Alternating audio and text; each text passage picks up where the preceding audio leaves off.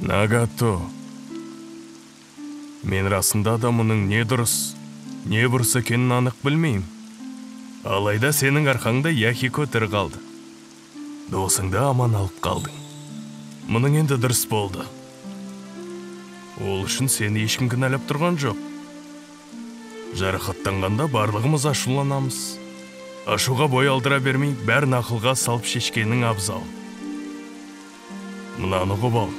Үш ақ нәрсе адамның қасиеті: ыстық қайрат, нұрлы ақыл, жылы жүрек.